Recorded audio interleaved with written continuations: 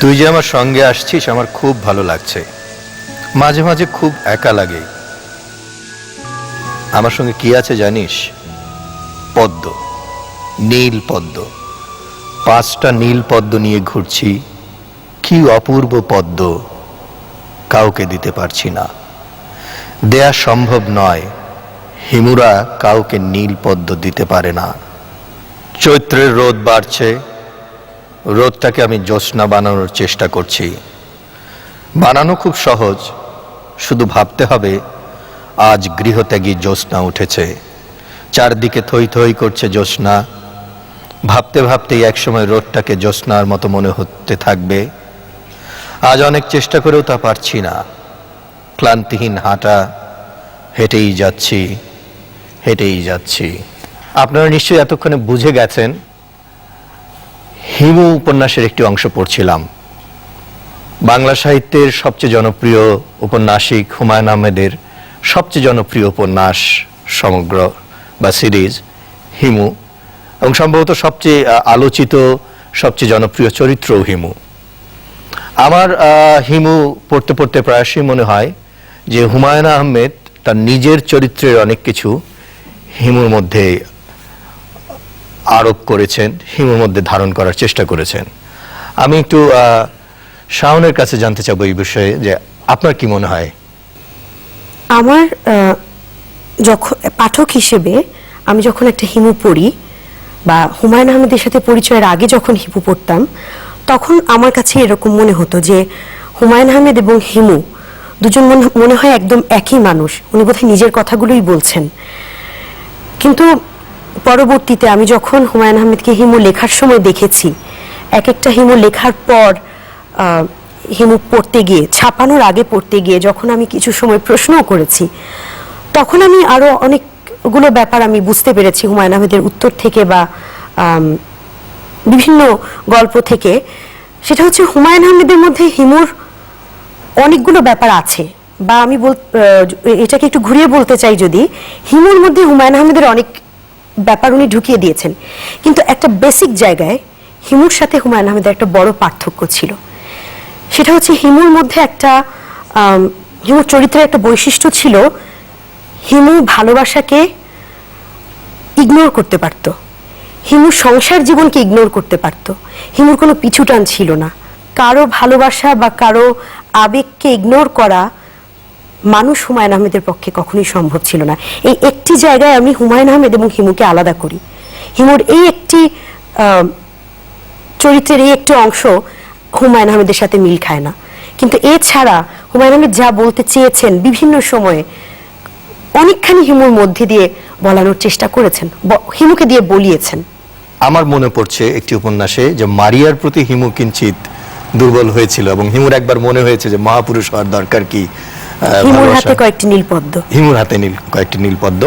এবং আমার মনে হয় যে এইখানে হুমায়ুনের অন্তর্গত বিষয়টা বের হয়ে এসছে হিমুর মাধ্যমে কিছুটা হলেও। হুমায়ুন আহমেদ কিন্তু সবসময় যে ভেবে রাখেন যে আমি এটাই করব, তা কিন্তু না। কলমের টানে যখন একটা জিনিস চলে আসে এবং হুমায়ুন আহমেদের যখন ভালো লাগতো যখন পড়তে, উনি সেটা করতেন। আমার মনে হয় মারিয়ার ক্ষেত্রেও সেই ব্যাপারটা এসছে। আমি মাজার ভাইয়ের কাছে একটু জানতে চাবো, আপনি হয়তো হুমায়ুন আহমেদের অত্যন্ত ঘনিষ্ঠ সহচর ছিলেন, এবং আমার জানা মতে সবচেয়ে বেশি সংখ্যক হিমুর বই আপনি প্রকাশ করেছেন। তো আপনার কাছে এটা কি মনে হয়, হুমায়ুন আহমেদ এবং হিমুর সম্পর্কটা? হিমুর যে ভালোবাসা এবং সংসার, গৃহত্যাগ করা, সংসারের প্রতি তার একটা যে উদাসীনতা, এই দুটো জায়গাকে বাদ দিলে হিমুর যে চালচলন, হিমুর যে অ্যাক্টিভিটিস, এগুলো কিন্তু সম্পূর্ণ হুমায়ুন আহমেদ। এই যে কিছুক্ষণ আগে আপনি যে উপন্যাসটির একটা অংশ পাঠ করছিলেন, হিমুর হাতে কয়েকটি নীলপদ্ম, সেখানে আবার কিন্তু এমন কিছু বিষয় আছে যেগুলো আমাদের সমাজ বাস্তবতা চিত্র তুলে ধরেছে। আমাদের সমাজের অনেক সূক্ষ্ম জিনিসকে উনি খুব সুন্দরভাবে হিমুর মাধ্যমে কিন্তু নিয়ে আসছেন। এই মুহূর্তে আমাদের যে রাজনৈতিক অবস্থা চলছে আমাদের দেশে, হ্যাঁ, এই অংশটুকু যদি আপনি একটু বলেন। সম্ভবত কথাটা এরকম আছে যে নিম্ন শ্রেণীর মানুষও মানুষের ভাষা বুঝতে পারে, কিন্তু আমাদের উচ্চ শ্রেণীর মানুষ হয়তো আমাদের ভাষাটা বুঝছে না। শেখ হাসিনা কি বলছে সেটা খালেদা জিয়া বুঝতে পারছেন না, খালেদা জিয়া কি বলছেন সেটা শেখ হাসিনা বুঝতে পারছেন না, সারা দেশের মানুষ কি বলছে সেটাও তারা বুঝতে পারছেন না, আর তারা কি বলছে সেটাও আসলে আমরা বুঝতে পারছি না। মানে আমাদের সমাজ বাস্তবতার আমাদের সমাজের অসঙ্গতিগুলো আমার মনে হয় যে হিমুর রচনাগুলোতে যেভাবে এসেছে এরকম হুমায়ুন আহমেদের আর কোনো বইতে সেভাবে আসেনি।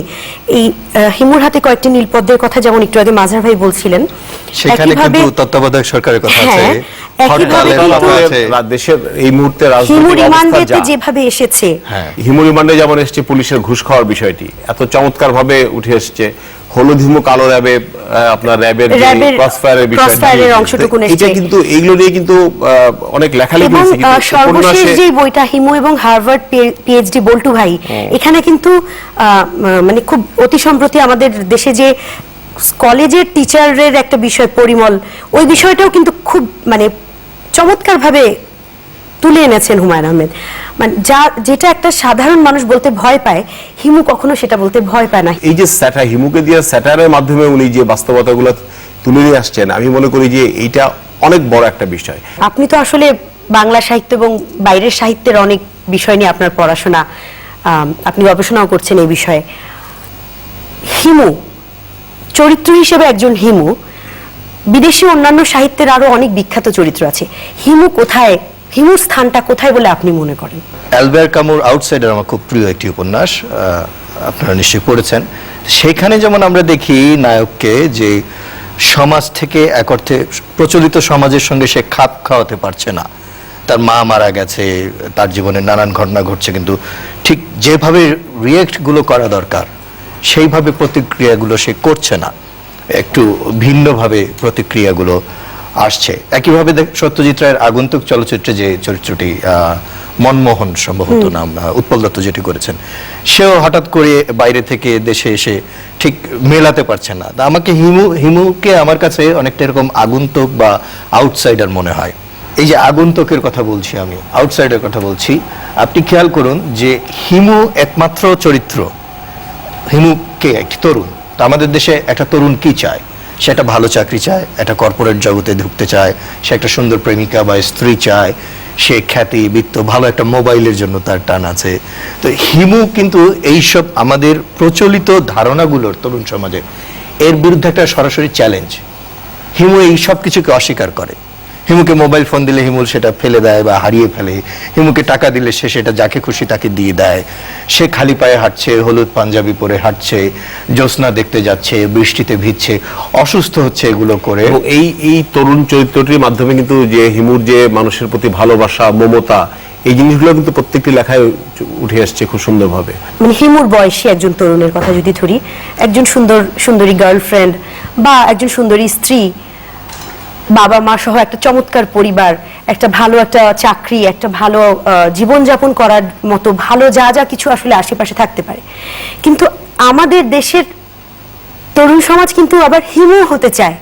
তারা কিন্তু হিমুর এই যে কোয়ালিটিগুলো আছে, মানে কি একটা অদ্ভুত টান এই তরুণ সমাজের এই হিমুর প্রতি, এটা না আমাকে খুব অভিভূত করে, অবাক বলবো না, আমাকে এতই অভিভূত করে যে তারা আসলে অনেক কিছু ত্যাগ করতে পারে। আমি অনেক হিমুকে চিনি যারা হিমুর মতো হতে চায়, যারা নিজেকে হিমু মনে করে। আমার কাছে মনে হয় শুধু তরুণ না, প্রতিটি মানুষের ভিতরেই একটা হিমু বসবাস করে।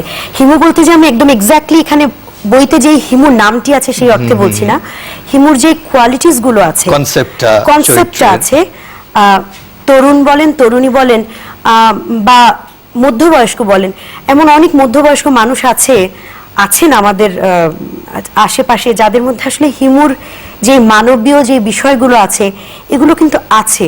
আমার কাছে যেটা মনে হয় যে আসলে হিমু একটা প্রতীকী অর্থে একটা চরিত্র, যে চরিত্রটা দেশের তরুণ সমাজকে রিপ্রেজেন্ট করতেছে, এবং এই হিমুর মাধ্যমেই যে প্রতিবাদটা, যে প্রতিবাদী একটা যে বিষয় উঠে আসছে, যে আমার মনে হয় যেটা যে হিমুর স্রষ্টা যেটা বলতে চেয়েছেন যে আজকে যদি সারা দেশের তরুণ সমাজ যদি জেগে ওঠে, তারা যদি সবাই একসাথে এই প্রতিবাদ করার জন্য এগিয়ে আসে, তাহলে কিন্তু আমাদের সমাজের অনেক অসঙ্গতিগুলো দূর হবে এবং অনেক অন্যায়ের বিরুদ্ধে প্রতিবাদ হবে। হিমু সমগ্র প্রথম খণ্ডের ভূমিকায় যেটা উনি লিখেছেন যে যখনই আমার মন খারাপ হয় তখন আমি হিমু লিখতে বসি, এবং হিমু লেখা শেষ হলেই আমার মনটা ভালো হয়ে যায়। কারণ হচ্ছে যে উনি ওই যে একটা কথাই বারবার আসছে যে উনি যেটা বলতেন যে আমি অনেক কিছু খুব সাবলীলভাবে সহজভাবে আমি হিমুর মাধ্যমে বলতে পারি, কারণ এটা হিমু বলছে, কাজেই এখানে কিছু করে ছাত্রলীগ ছাত্র দল থেকে শুরু করে কোন বিষয়টা হিমুর মাধ্যমে আসেনি। হ্যাঁ, মাজার ব্যবসা কোন বিষয়টা, মাজার ব্যবসা, স্বৈরাচার সরকার, সব বিষয়ই কিন্তু ইভেন আমাদের বিচার ব্যবস্থা সেটাও কিন্তু হিমুর মাধ্যমে আসছে। তাহলে আপনাদের দুজনের কাছে আমার প্রশ্ন, এটা আপনাদের যেমন একটা ক্ষোভের জায়গা থেকে বললেন, আমারও ব্যক্তিগতভাবে এটা একটা ক্ষোভ আছে যে বললেন যে হিমুকে অনেক হালকা ভাবে নেওয়া হয়, এটার কারণ কি মনে হয় আপনাদের কাছে? আসলে ঠিক মানে যারা এই সমালোচনা করেন তারা এই বইগুলো ঠিক মতো পড়েননি। এই বইগুলো যদি পড়া হয়, এগুলো নিয়ে যদি বিশ্লেষণ করা হয়, এগুলো নিয়ে যদি গবেষণা করা হয় যে আসলে হিমুর মাধ্যমে হুমায়ুন আহমেদ কি বলতে চেয়েছেন, হুমায়ুন আহমেদ আরেকটি জনপ্রিয় চরিত্র মিসির আলীর মাধ্যমে উনি কি বলতে চেয়েছেন, কি বোঝাতে চেয়েছেন। কেউ কিন্তু এরকম বলতে পারবে না যে হিমুর মাধ্যমে কোনো একটা খারাপ জিনিস শেখানো হয়েছে সমাজকে। হ্যাঁ, কি বলতে চেয়েছেন সবগুলোতেই কিন্তু যদি আসলেই সবগুলো বই পড়া হয়, আসলেই যদি হুমায়ুন আহমেদের হিমু চরিত্রটাকে নিয়ে যদি গবেষণা করা হয়। এই যে আপনি যেমন জাহাঙ্গীরনগর বিশ্ববিদ্যালয়ে হুমায়ুন আহমেদের ছোট গল্প নিয়ে আপনি গবেষণা করছেন, একই রকম ভাবে চট্টগ্রাম বিশ্ববিদ্যালয়ে একজন করছে, রাজশাহী বিশ্ববিদ্যালয়ে একজন করছে। ভবিষ্যতে আমার ধারণা হুমায়ুন আহমেদের সাহিত্যকর্ম নিয়ে কাজগুলো আরো বেশি মাত্রায় হবে, হিমু নিয়ে হবে, মিসির আলী নিয়ে হবে, শুভ্র নিয়ে হবে। একই সাথে হুমায়ুন আহমেদ যে মেজর ওয়ার্কস যেগুলো আর কি, যেটা হুমায়ুন আহমেদ তার মৃত্যুর আগে চিকিৎসাকালীন সময়ে নিউ ইয়র্কে বসে আমি ওনার একটা সাক্ষাৎকার নিয়েছিলাম, সেখানে উনি বলেছিলেন যে ওনার মেজর কাজ বলতে যেটা বোঝায় সেটা হচ্ছে মধ্যাহ্ন, জ্যোৎস্না জয়নীর গল্প, কে কথা কয়, মাতাল হাওয়া, বাদশা নামদার। হ্যাঁ, যেমন এই যে হুমায়ুন আহমেদের অটিজম নিয়ে যে লেখা, একটা বড় ক্যানভাসে লেখা কে কথা কয়।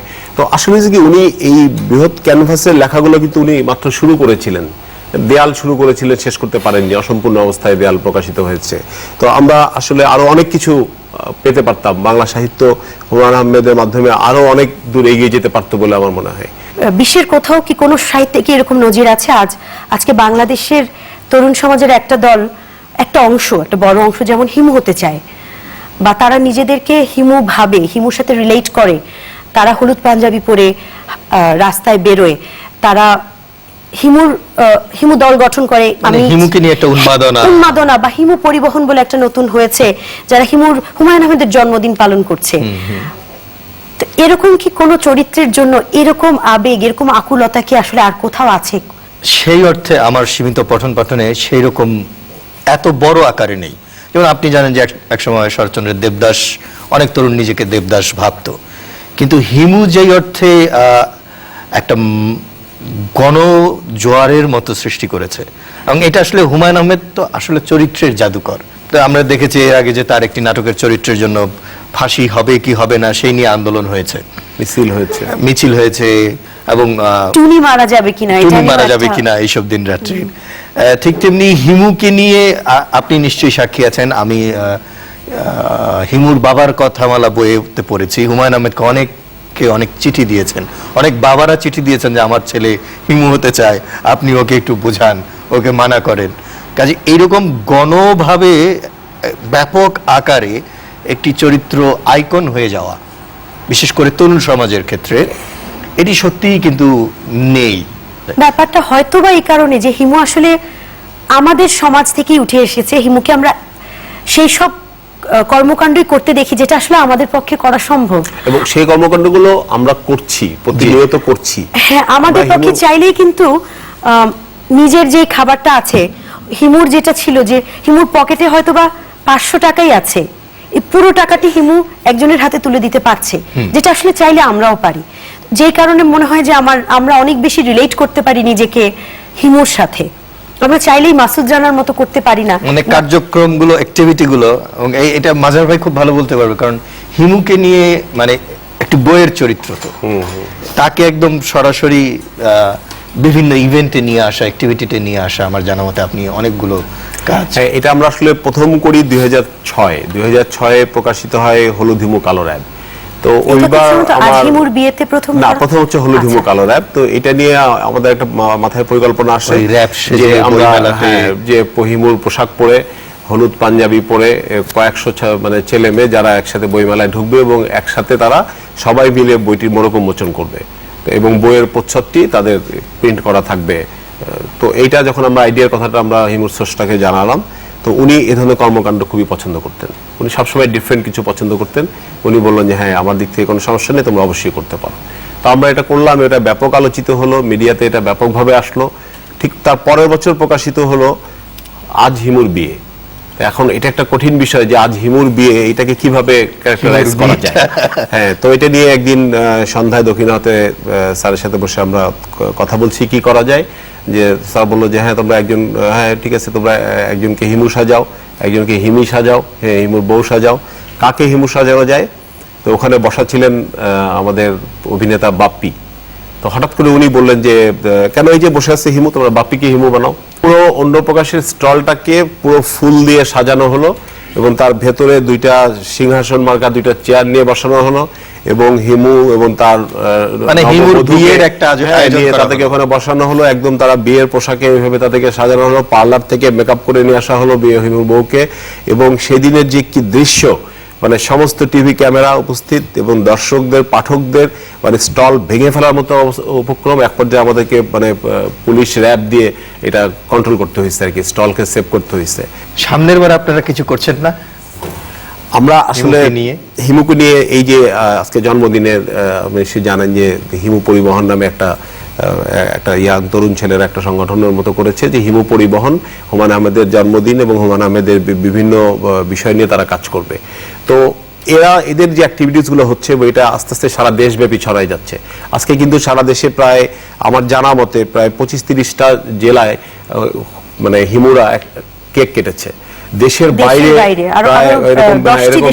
আরো বেশি হবে, আমার কাছে যেটা আরো বেশি 10টা না আরো বেশি, এটা মনে হয় সম্ভবত 15-16টা দেশে এই একই সময়ে রাত 12:01 হিমুর একসাথে হয়ে কেক কাটছে।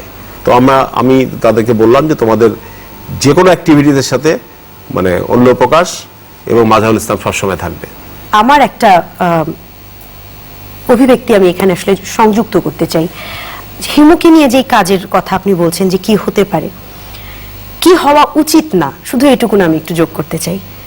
হিমুকে নিয়ে অনেকে বই লিখেছেন, হিমুর ভক্তরাই হয়তো লিখেছেন, যেমন হিমুর চোখে জল বা হিমুর বন্ধু অমুক বা হলুদ হিমু, সাদা তমুক, বেশ কিছু নামটাকে ব্যবহার করেছেন বা হিমুর চরিত্রটা তাদের উপন্যাসে এনেছেন। তো এই বিষয়টা আমি একটু ওনাদের কাছে, সবার কাছে আমি আসলে অনুরোধ করব যে হুমায়ূন আহমেদের সৃষ্ট যে চরিত্রটা,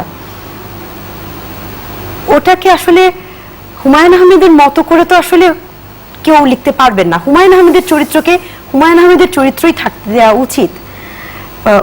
হিমুকে নিয়ে কেউ যেন এভাবে করে না লিখে যে হিমু যেন একটা ব্যবসায়িক একটা বস্তুতে যেন ভুল ব্যাখ্যা যেন না হয় এবং হিমুর বই, হিমুর নামটা থাকলে বেশি বিক্রি হবে, এই চিন্তা থেকে যে লেখাটা হয় সেটা যেন না হয়।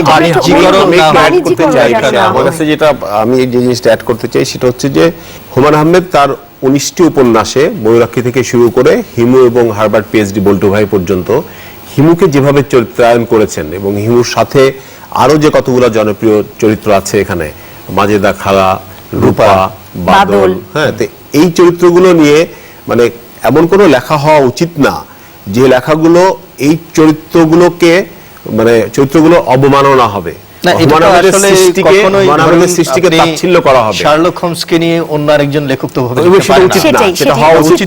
মানে আমি যে প্রকাশক হিসাবে আমি বিনীত অনুরোধ জানাবো যে আমরা হুমায়ূন আহমেদকে নিয়ে বিশ্লেষণমূলক লেখা লিখতে পারি, আমার দৃষ্টিকোণ থেকে আমি হিমুকে নিয়ে বিশ্লেষণমূলক লেখা লিখতে পারি, আমার দৃষ্টিকোণ থেকে হিমুর চরিত্রকে আমি বিশ্লেষণ করে নানাভাবে নানা আঙ্গিকে আমি বিশ্লেষণ করতে পারি, কিন্তু হিমুকে নিয়ে কোনো লেখা যেন আমি না লিখি, হ্যাঁ, মাজেদা খালাকে নিয়ে যদি কোনো লেখা আমি না লিখি, কারণ এটা আসলে হওয়া উচিত না এবং এটা যদি হয় তাহলে এটা খুবই দুঃখজনক হবে। আমি একটু শাওনের কাছে ব্যক্তিগতভাবে জানতে আগ্রহী যে আপনি নাটক বানান, হয়তো চলচ্চিত্রও বানাবেন, তো আমার খুব জানার আগ্রহ যে হিমুকে নিয়ে আপনার এই ধরনের কোনো পরিকল্পনা বা ইচ্ছা আছে কিনা? হিমুকে নিয়ে নাটক বা চলচ্চিত্র বানানোর কোনো পরিকল্পনা আমার মধ্যে নেই। এটা কারণটা আমি একদম খুব স্পষ্টভাবে ব্যাখ্যা করতে পারবো।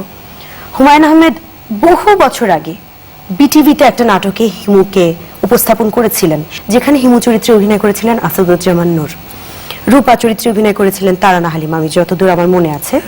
তো এটা বানানোর পর হুমায়ুন আহমেদের ভাষ্য মতে উনি নিজেই আসলে ঠিক গ্রহণ করতে পারেননি। আমরা প্রত্যেকে যারা হিমুর পাঠক, যারা ভক্ত, তারা প্রত্যেকে কিন্তু আমাদের ইমাজিনেশনে একটা হিমু আছে, আমরা প্রত্যেকে একভাবে হিমুকে কল্পনা করি। হুমায়ুন আহমেদকে এরকম কিন্তু আমি জিজ্ঞেস করেছি এবং অনেকেই প্রস্তাব দিয়েছে, স্যার আপনি কেন বানাচ্ছেন না হিমুকে নিয়ে চলচ্চিত্র? এটা কিন্তু সবাই দেখতে যেতেন যদি বানাতেন হুমায়ুন আহমেদ, বাণিজ্যিকভাবে হয়তো বা অনেক সফল হতো, কিন্তু হুমায়ুন আহমেদ এই মানুষের পাঠকদের হৃদয়ে হিমুর সম্বন্ধে যে কল্পনাটা, এই কল্পনাটাকে নষ্ট করতে চাননি।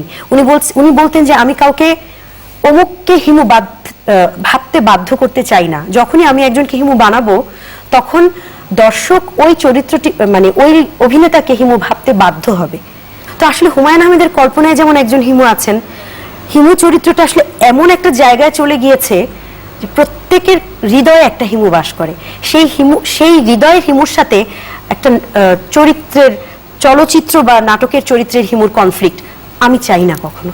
আচ্ছা, মানে যেটা হয়েছে যে আমার যতদূর মনে পড়ে যে সত্যজিৎ রায়ের পথের পাঁচালী দেখার পর একজন গুণীজন বলেছিলেন যে পথের পাঁচালী নির্মাণ করে সত্যজিৎ রায় নিশ্চিন্দপুর গ্রাম, দুর্গা এদেরকে এক অর্থে হত্যা করেছেন, কারণ এই ছবি দেখার পর লেখকের কল্পনার দিকে আর কেউ যেতে পারে না, সবাই ওই সত্যজিতের কল্পনার দিকেই চলে যায়। হয়তো এরকম কিছুই আপনি বলতে চাচ্ছেন? হ্যাঁ, অনেকটা।